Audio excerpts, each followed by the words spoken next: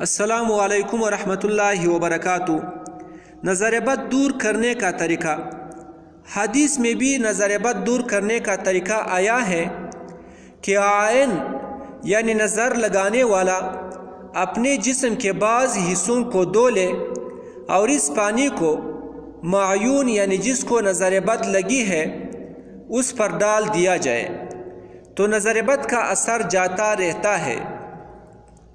امام نووی رحمہ اللہ نے شرح مسلم میں اس کی تفصیل نقل کی ہے کہ عائن یعنی نظر لگانے والے کے پاس ایک ٹب لایا جائے، ٹب زمین پر نہ رکھا جائے، وہ پانی سے کلی کرے اور کلی کا پانی ٹب میں گرائے، پھر چہرہ دھوئے، پھر بائیں ہاتھ سے پانی پکڑے اور دائیں ہتھیلی دھوئے، اور پھر دائیں ہاتھ میں پانی لے کر بائیں ہاتھ کی صرف کہنی دھوئے، درمیان کا حصہ نہ دھوئے، پھر پاؤں اور ازار کے اندر کا حصہ یعنی شلوار کے اندر کا حصہ دھوئے۔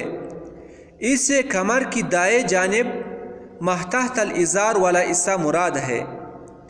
پھر اس پانی کو معیون یعنی جس کو نظر لگی ہے پر ڈال دیا جائے تو وہ ٹھیک ہو جائے گا۔